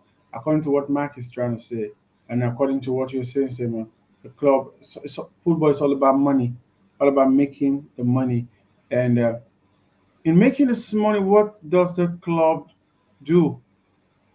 You don't sign players. You don't sign expensive players. You don't sign players that. So this money they are making, where are they putting this money? So that's They are training their homegrown. And don't forget, we have all the under 18s, under 21s. They all go out and play. They're all investments. We've got the women's. Come on, there's a big push for the women's team. but the women also generate funds. They do, but not as much as the men, which is unfair because No, but the women, I think the women generate enough funds to cater for their needs, to cater for their expenses. In mind, But because if again, why should they cater just for their needs? Why can they not aim for more? They want to. They have our club at least are allowing the women to play it's in the, their stadium. It's not the men's stadium; it's their stadium now. Whereas other clubs aren't doing that. no, but the problem is not a club per se. The problem is the tournament. How much does the women Super League Yeah, generate? That's the problem. How much does the TV rights and the Women's Super League generate? Not even. I'm not just talking about the. I'm not talking about the gate takings where the women team are try. I think in the whole of England, our women team generates more funds than any other team. yeah. If you look at it very well, and the Champions League will have a full stadium in the Champions League. No other club have done that against I think Barcelona. I We agree. had the full Emirates was full to the brim. Going away to we played the second leg. I think we played second leg at No Camp. Also, the stadium was also full. So our women team are generating enough funds to cater for themselves and cater for other needs. The men tournament is high because if you look at the history of the men tournament, it has been there before the Women's Super League came. The Women's Super League wasn't like this 10 years ago. No, definitely not. I don't even So, think it was like that 5 years ago. It's really coming so, up. so it's coming up. It's something coming up. So Yeah, with time, it's going to get to the standard, or it's going to get to the place whereby it's not just going to cater for their own needs, but it's going to yeah, cater for the needs of or even the academy and even the women on the 18 team, on the 17, on the yeah. 20 teams, and so on and so forth. So back to what Mark is saying, I think Arsenal really need to give to the fans, because if you look at the fan base of Arsenal in Africa, if I'm not mistaken, Africa has one of the highest supporting fan base when it comes to I supporting agree Arsenal. with you. I totally So agree with you. they might not come for a pre-season tour. That's not what Mark. I don't think that's what Mark is trying to say. Just Yeah. like what Tottenham did last season. At the end of the season, Everton, I think Everton, if I'm not mistaken, Everton and Tottenham went to Australia to play just one game. Yes. Yeah, they Just did. one. Arsenal can arrange something like that and come to places like Nigeria to play All Stars. Can just go and play just a game. Exactly. Yeah. Just play an Exactly. All Arsenal versus Nigeria All Stars, or Arsenal versus Ghana All Stars, or Arsenal versus South African All Stars. Just they can do just one game like that. It's gonna make I the fans know. I feel know how I felt, make Daniel. it's gonna make the fans feel closer to the team. Sorry, Mark. Daniel, I know how I felt when I went down for the Bolton game. I know how I felt. I did the next day. I was buzzing. I went around the stadium. I got myself a cup of coffee before I had to get the tube and the train back, and I walked around the stadium probably 2, 3 times. I was buzzing just to see my Arsenal. So for all my African brothers and sisters that are out there, to give them the opportunity just to See feel their it. team in the flesh. Exactly, 100%. And you're right, Daniel. An All Stars game, perfect, absolutely perfect. Do you know something? It would expose Arsenal even higher in Africa. I Yeah. just think it. I think it's fucking right. I Maybe hate this well, stupid maybe ball. those owners just don't have that vision. I hate this football club, see, man. I hate it. It's take. But, but I'm getting emails sent out to me. I'm a red member. I don't even ballot anymore. I have no chance of getting a ticket to that fucking stadium whatsoever being a red member. I'll keep it going, but I got offered tickets elsewhere because I've got friends and some nice friends. I will say that because it's his podcast, but I've got some nice friends, so I do get offered tickets. So I've got a different avenue to do it. But I actually don't know if a lot of people knew this, but if you have a MasterCard, you could have got the Champions League tickets for cheap. really, Yeah. is that been sponsored by the champion or Mastercard? It's been sponsored by MasterCard doing it. Yeah. yeah, You could go on. You had to register, and then you could apply for the chat. My who was it? A couple of my friends, they got it because they're Liverpool fans, so they got the Liverpool Champions League games, home games. Yeah, Really? I got offered 2 Champions League tickets in the same day for the Monaco. Yeah, I game. got them too, but I couldn't go. I I couldn't was get a flight back gutted. in I time. was absolutely gutted. Honestly, I've never been. Lisbon, Sporting Lisbon, it was. Yeah. What a game that was! Yeah, that would be amazing. Yeah. Monaco, that was just. Yeah. 2 tickets, and I'm sitting and I'm like, honestly, smash my head against the table for like, don't do this at home, by the way, guys. But like, please, I just need to go. How do I go? And I couldn't work it out. I'm quite sure that there might be a lot of tickets available for the Ipswich game. Why? Normally it's on a Boxing Day, but it's on the 27th now instead. Okay, a lot of fans will be traveling. You trying to get me down to London, Seema? No, I'm not. I'm just telling you if you wanted. I'm telling Daniel if you wanted to fly in for it. That would be nice, man. That would be nice. But the tickets are so expensive. I know. I know. Sorry. I'm making plans for that next year. Hopefully, I'm going to see that. My friend Larissa, she comes to all the women's home games, and she flies in from the Netherlands. Oh, flying for the Netherlands is not what we do. I mean, she flies in, she's here for a couple of days, and she goes back. The game at the weekend, a couple of days ago, she just flew in for the game and went back the next morning, early morning. Yeah. Try and get her on for a podcast, Seema. She won't. There's an hour difference, and so right now she'd be asleep because she starts work at 5 a.m. Right.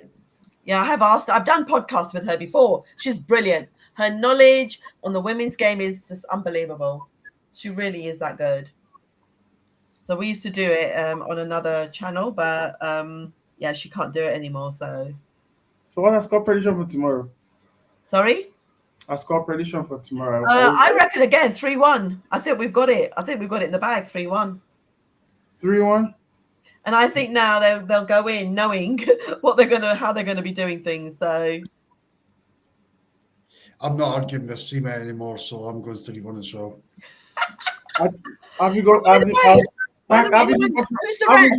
Who's the ref on the game? No, Seema. This podcast has been good. Why did you do that? I need to find out who's the ref. Seema has just dropped an Ashburton army walking through the tunnels with the grenades. Did you check? Simon Shit Hooper. Seriously, have you checked? Because that's one thing I forgot to check today. Anybody in the chat, do you know? Can you let us know, please? Yes, it's Simon Hooper. Okay, and who's on the VAR? I'm not seeing the VAR. I'm not seeing them over here. I'm just seeing Jesus. Fucking hell, Simon Hooper. See, you said fucking hell. I'm not confident. That you swore on the podcast because referees. Oh, here we go. VAR has been run by Michael Salisbury. That's not bad. Yeah. I'm not bothered about it. I'm bothered about Simon Hooper with a bald head. Oh, we know now. Anyway, I think this ref's going to be all right. Remember Simon Hooper? Oh, that's Arteta, wasn't it? It was Simon Hooper that was like the ball was rolling. That became a meme. Mikel Arteta was trying to mimic him. Yeah, exactly. See, Stephen, you could drop a referee's name and Daniel would have every bit of knowledge. Oh, of course he would. I love He knows more that. about the referees than he does Arsenal. I don't think I'm worried about tomorrow's game. I'd probably be more worried about the Brighton game, if anything.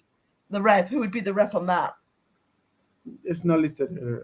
I don't think it's listed already. No, not yet. It won't be listed yet. Simon Upa, Simon crazy. Upa. Look at you stressed. Come on, what do you know about him? What's he done to us? Remind me. Simon Upa. Yeah. On top of Here my he head. goes. Here he goes. No, on top That of my smile just says it all. no. On top of my head, I can't really pick any. But I know he's gonna do us dirty. I'm gonna come here on Sunday on the big show, on the big Sunday show. I'm gonna say it. Simon Uber cost us 3 more goals. We could have scored 3 more. But I'm not gonna say it's gonna cost us the win because I believe we'll win. Yeah. I believe we'll win tomorrow, but I don't know. So do you reckon Jesus will score tomorrow again? Hopefully not. Jesus rises. Jesus rises on December. Jesus has risen. Exactly. Jesus has risen in December, and then I was expecting better headlines, on the back pages, but there wasn't nothing that really stood out to me for him. Jesus turns up in December, and then he goes missing for another year. And so if he scores tomorrow, Arsenal will go to the transfer window in January, and there'll be absolutely no chance. Why do we need to sign a striker? We've got Jesus. Look at the form that he's in. Do you know we fans are the problem, because if Jesus keep on scoring like this, let's say he scores tomorrow, he scores against Brighton, and scores against Manchester United in the FA Cup, I promise you to whatever you can think about, our fans will be fuming if we are linked with any striker. Not all our fans, but most of our fans, loyal ones, because I think Arsenal fans, we as Arsenal fans, we get too emotionally attached to players a lot. Yeah. And most times it's detrimental to our judgment of the player. And that's why you see a lot of Arsenal fans clashing with a lot of Arsenal fans, because I am Bukayo Saka FC or I am Martin Odegaard FC. How can you be supporting an Arsenal club and you are comparing players and saying, oh, Martin Odegaard's better? Leave that to the fan base of Chelsea, fan base of Manchester United to comparison of players, not Arsenal. We support Arsenal. We support our players. In good times, we can criticize the player when they're wrong, when they do something wrong. But comparing two players, one person that we haven't touched on today, who's getting a lot of stick, Martinelli. Martinelli getting a lot of stick. I don't think it's wrong to have sticks at the moment. I don't think it's wrong if fans come on and criticize Martinelli, because looking at the form of Martinelli of late, last season to this season, he has been poor, rightly so. If a fan come up and say Martinelli has been poor, I don't think we should question that fan or say the fan is wrong. But going over the top and start insulting him, for me, that I will not condone, that I will not support. But if you come on and tell me, oh, Martinelli has been shit, fair enough, he has been shit. If you come in and tell me Martinelli has been poor, truly, Martinelli has been poor. But if you come on and start swearing at Martinelli and cursing him for playing poorly or cursing him for cursing his family, that I will not accept. No. Sorry. Yeah, for me, that's for me. Yeah. I agree with that 100%, Daniel. But what I would say is Martinelli is playing like he is Scottish. And he's had one really good season. There's times that I've actually thought, can we play Martinelli through the middle? But I've realised the more that Arsenal get better, we're facing the mid blocks, the low blocks, and there's no space for the Martinelli to come through there. I am fed up with him. Aston Villa last season at the Emirates, when we lost that game, the first goal was because he left his guy. He didn't defend. He didn't track him back. There was no pressure on. and the goal went in. I have never lost patience with Martinelli, but until now, I am on that same bandwagon. But is it so wrong that I'm not done on my. we criticize, because players are allowed to have ups and downs. They can't be perfect. They There's can't be no ups. perfect There's in no every ups. game, in every season. They're human beings. Yes, but Seaman, there's no ups. This guy, I was on a space earlier. I mean, he joined the club at what, 18? Was he 18? Yeah, I was on a space earlier, and like in spaces that I have been on, and there's talk about Pep Guardiola, there's talk about Ten Hag, for instance, and these guys did have credit in the bank. Klopp had credit in his bank as well. Martinelli, if you use the same principle, has no credit in the bank. There is zero. There is no output whatsoever from this guy. And Saka is making him look like he's a championship player. Yeah. If you see what Saka is doing and the lack of it from Trossard as well, I'm not missing him either. Trossard was pissed off when he was on the fucking bench. Comes off the bench and he's scoring goals. Yeah. Not a game. You get nothing out of Trossard whatsoever. Yeah, but now since he started, he's not scoring. But he was a superstar. That's what I mean. But So- Seaman, that's my point. That's exactly my point. Trossard could piss off as well. I'm sick of the two of them. I made excuses last year, like Phantom. I was on space with Phantom, and Phantom spoke about a pod. So you're talking the left back, the left eight, and then your winger. And we were imbalanced after last season. I ran with this excuse for Martinelli. Martinelli does not lift his fucking head. He's so predictable. It's untrue. He cannot be a player whatsoever. He never beats any players. And the only thing he does, he has no. When I played football, I done the same thing. I would hit the ball as hard as I could towards the goal. That's all Martinelli does. There's no. Aren't you being a bit too harsh? I mean, he's what, 23? See, Matt, honestly, I'm not being harsh. Where I am with Martinelli. No, I think you are being a tad bit No, harsh. I'm not being harsh at all. Okay. Where I am with Martinelli is not good enough for Arsenal Football Club. And if Arteta thinks he is, then fair play to Arteta, fair play to the board. He's 23 years old, for goodness sake.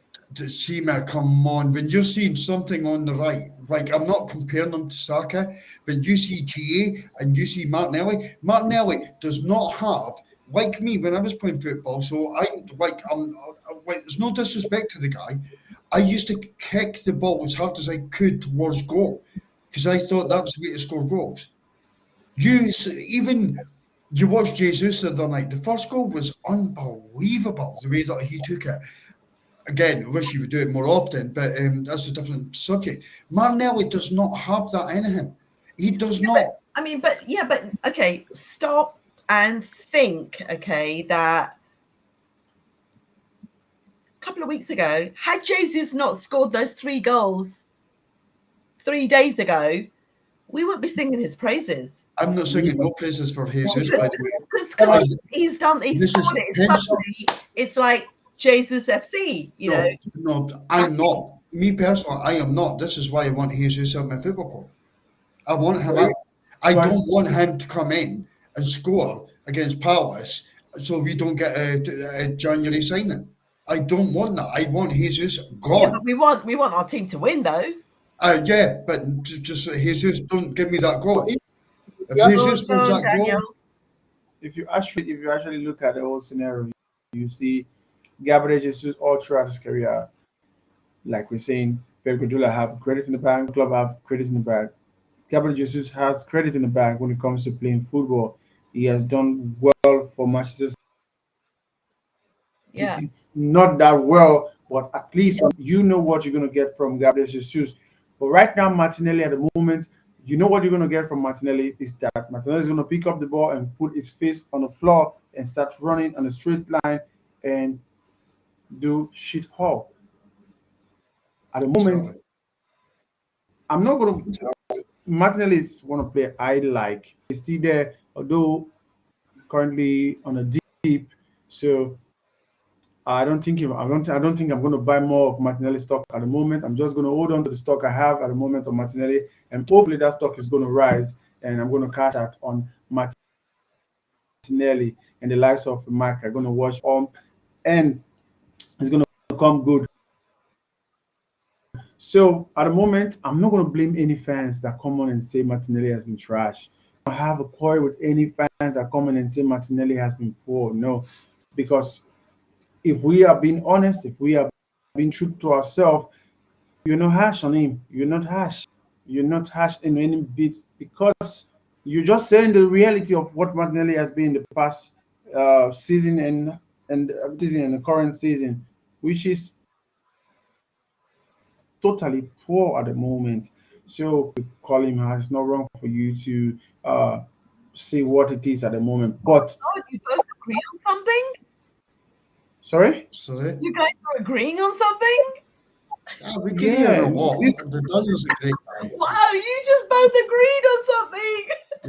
Finally. Yeah, No, finally. we do, Can we we go do, back we to do. the ref issue? No, on the Sorry. referees, I'm not sure. Is Mark, you're gonna agree with me on the referees, not me gonna agree on Mike with the referees because I still believe the English Okay. referee. It's the English referee are the worst referees in the entire universe. I think they should be put on mass to go and learn how to appreciate. Maybe they need Everest, whatever they Yeah, I gonna agree. get. But I don't want to talk about. I don't want to talk about. Didn't raise his flag. That's for another podcast. Daniel is going to hold a 24-hour 24-hour podcast just on referees. No. I can do You that did all what? day because no, I Did you can do that actually all do day what? on referees. Yeah. Referees, the English referees for me are the worst referees. I don't want to talk about ref because if we go that route, we're gonna stay in Can- the next 2 hours. If you do one, can you invite me on it? Because I just want to be a looker in. I want to be seeing what you say and what you do. Because I really want to. Oh my god. I think I did a video on referees. Mark, you saw it on my YouTube. I did a video on I haven't referees. seen it, but I will definitely go and have a look.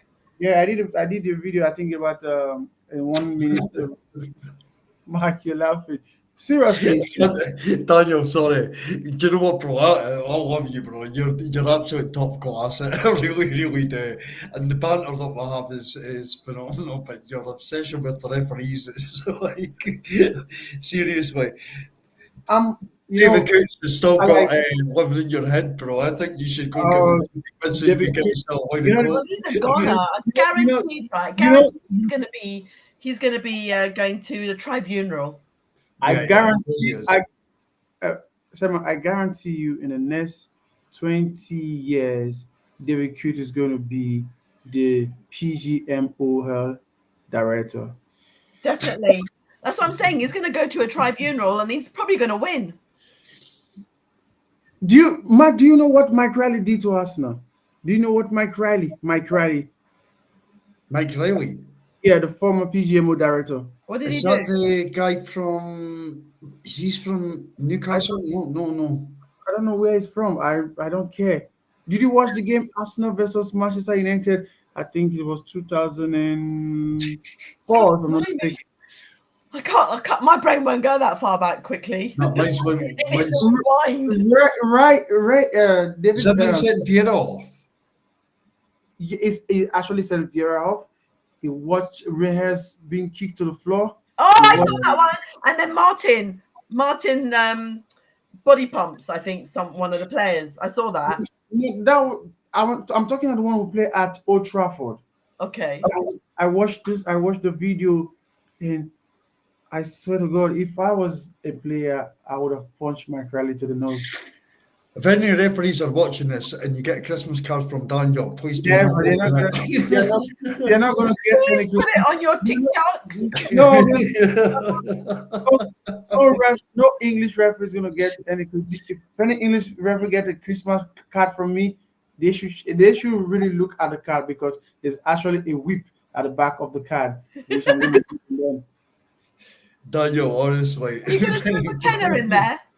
Sorry? You're gonna slip a tenner. No, I'm not gonna slip in tenner. Never. I David don't like Coots English needs- referee. I don't like the English referee. You saw the referee that officiated a game against the young referee. I've forgotten his name. The young referee, the man who against West Ham. That referee, I don't know his name. No, I didn't The see. match we played against West Ham. Was it? No, it was Anthony Taylor. Anthony Taylor was the one against West Ham. There was a young referee officiated our game. I think we played. Yeah. I came here. I was praising him. That I don't see reason why I don't know his name because he's fucking good. That's why I do not know his name. The like of Sam Hooper, I have memories of them. The likes of Daniel, do you know what? You've actually got a point. I think that the referees want to be famous, and that this is like part of what they're doing. Because you're absolutely right. I remember the first female lineswoman Yeah. that came on, and Andy Gray actually You got sacked for that. was sacked for it. Yeah. He did. So I remember. I can't remember her name, but I do I can't remember. remember. Yeah, I know who you're talking about. But- because why? Because she's good. Yeah. Yeah, but yeah, I'm getting what you're saying, Daniel. You The see- referees, see the one is Michael Oliver. See Michael Oliver. I just like me and Daniel. Daniel opened up a podcast about referees, and he started talking about Michael Oliver. I could fill half an hour in. Seriously, I could fill half an hour in minimum. Corrupt bastard in the biggest. Every second word was corrupt. Corrupt. Come on, Mike. There would be no good at all. Me being on that podcast because it would be quite bad. David Coots, you're right. David Coots, I actually don't mind him as a referee. I can't even remember a game that he's officiated Arsenal. To be David honest. Coots. Yeah. David Coots. Yeah. Who just came against Arsenal? I think against Aston Villa. Was Aston Villa goalkeeper Martinez was taking up to like a minute to play. The ball had for a goal kick. He's David typed all this. A lot of matches. David Coots is that kind of referee. Whenever Arsenal is losing, the opponent can keep the ball and stay on the floor, whatever. It doesn't give a damn. He just let them do whatever they want to do. But when it comes to Arsenal, he's quick to throw the yellow card. If I'm not mistaken, David could actually give Tomiyasu second yellow card.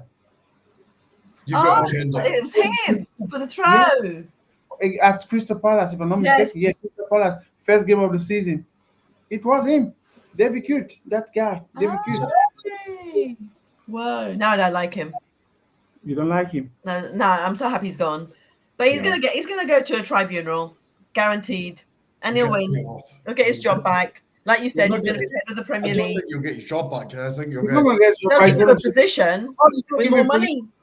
PGM, mark this date. Today's the 20th December 2024. Probably already gone to Saudi.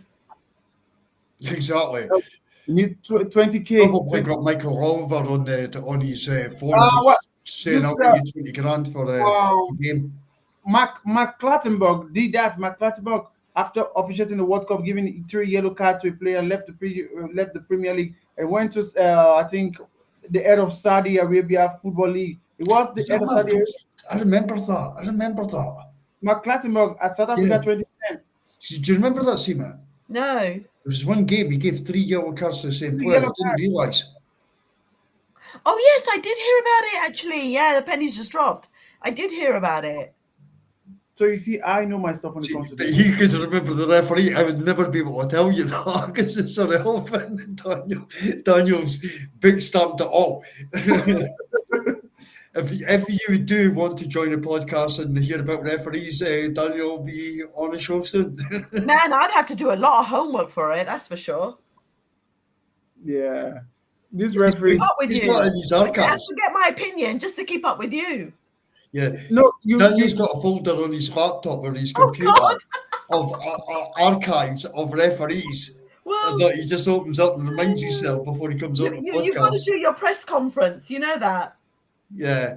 my press room. Yes, exactly. On a serious thought, the referee standard in England is poor. Do you know that referee that looks like looks like Leandro Trossard? Oh yeah, everyone says it's his brother. Do you know his name? No. Why? Because everyone says it's Trossard's brother. Because he's good. Because he's good. Yeah, Because he's good. true. If it's You know the ones that have got the bad rep. You remember their names, yeah. Anthony Taylor, Michael Oliver. That's my Yeah, two. yeah. Anthony Taylor, Mike Riley, Michael Oliver, Michael Oliver's the worst, Daniel. Even when they're David even He's the if they're not worst. refereeing, they're on the VAR. We know it's going to go against them. Exactly.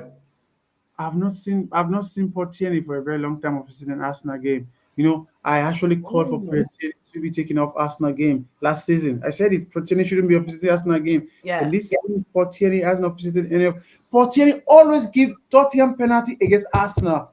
Always, whether on the VAR, whether he's the one officiating the game, always, whenever there's a touch, if you take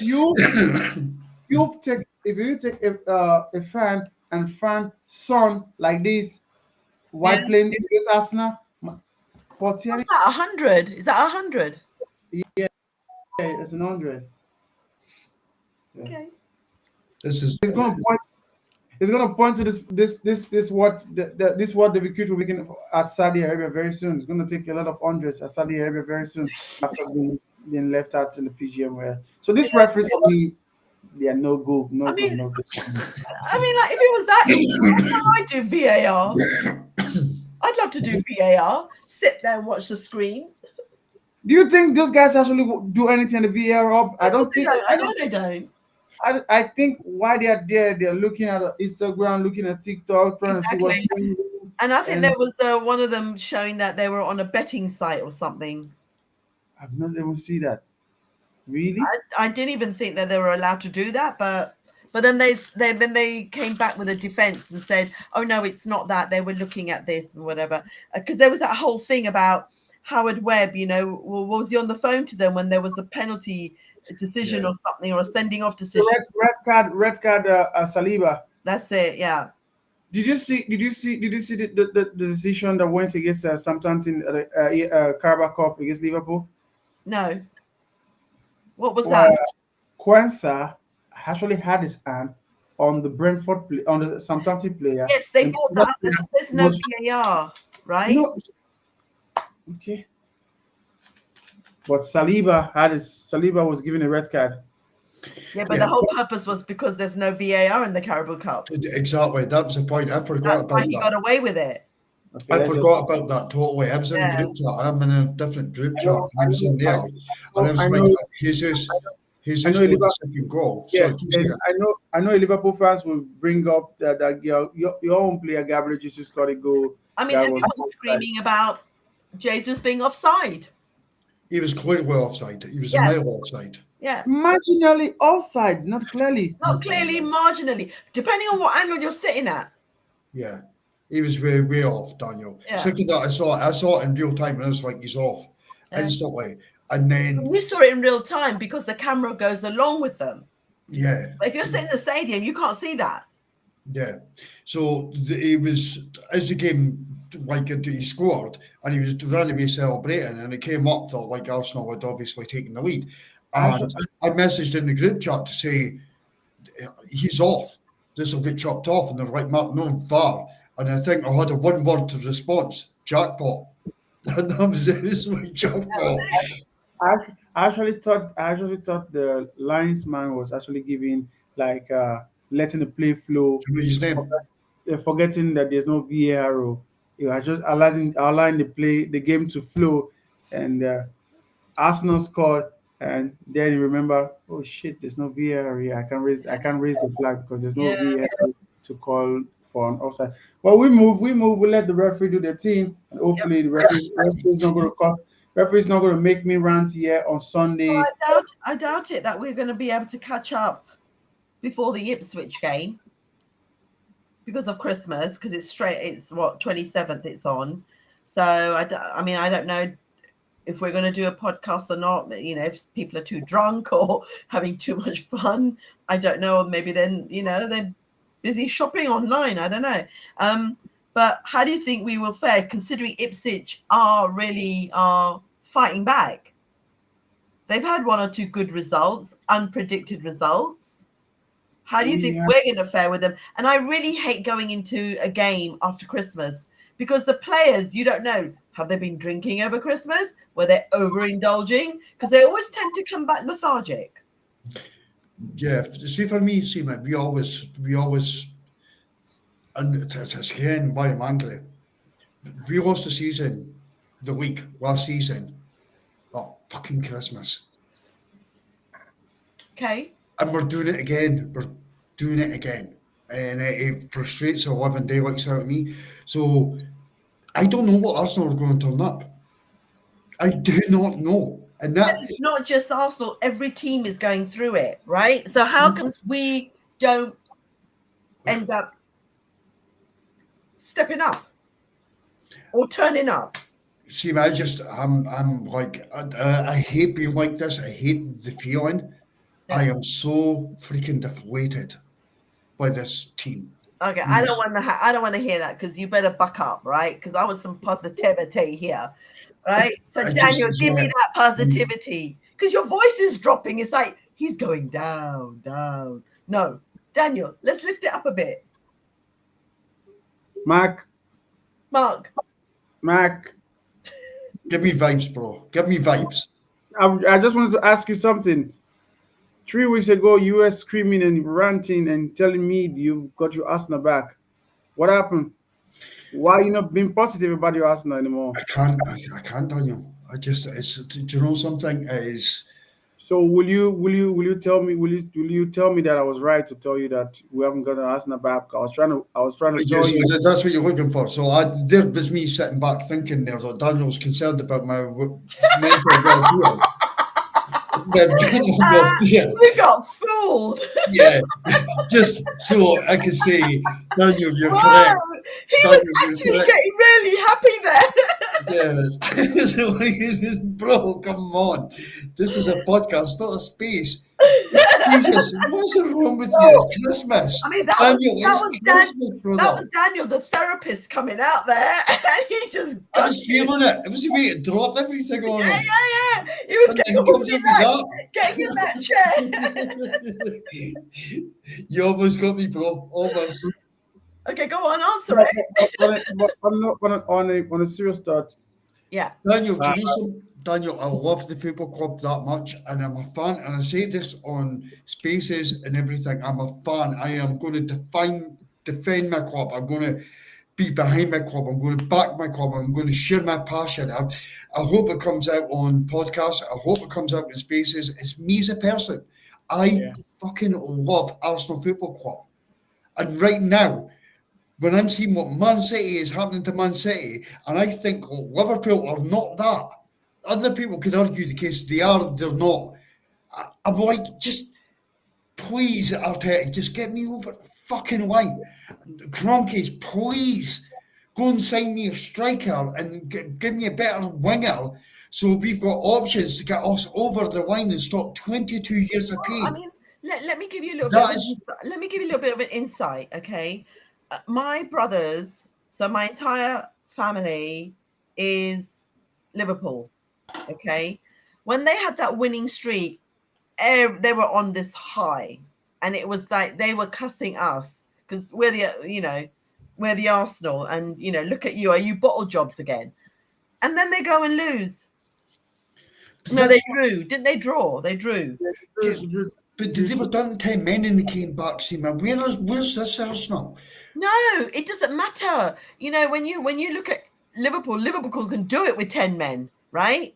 They've come back from. This is the Liverpool that came back from 3-0 down and won the bloody Champions League.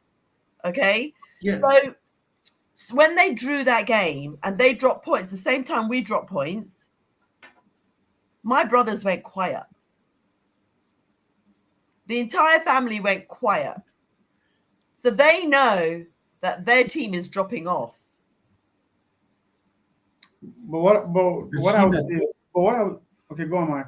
No, also, I'll go quick, Daniel. Sorry, I don't mean to cut you off there the slightest. This is what frustrates 11 daylights out of me because I'm so hungry and I'm starving. And to see what you said previously in the podcast, everybody's starving. I don't care about anyone else. I care about Arsenal Football Club. I am starving. Go and give me a season like 2 seasons ago where we went the first 10 games unbeaten. Go and give me that. Go and give me Arsenal. Go and give me fun. Go and show me something. See, last season we got beat from Liverpool, and I'd done a podcast. It was a different podcast to this. I'd done a podcast, and everybody thought it was going to be like angry, irate, etc. And it was like, my Arsenal are back. Because I watched Arsenal against Liverpool, and we were brilliant. We were absolutely brilliant, but we lost that game. Never took our chances. We then went off to Dubai. We came back, bang. We had that running. It was unbelievable. I saw it. I was proud of it. See, right now, I don't fucking see it. I don't fucking see it. And it is devastating me, Seema. It is honestly, it is absolutely heartbreaking to be so fucking close. And my owners at this football club do this. I'm honestly, it's frustrating now, living daylights out of me.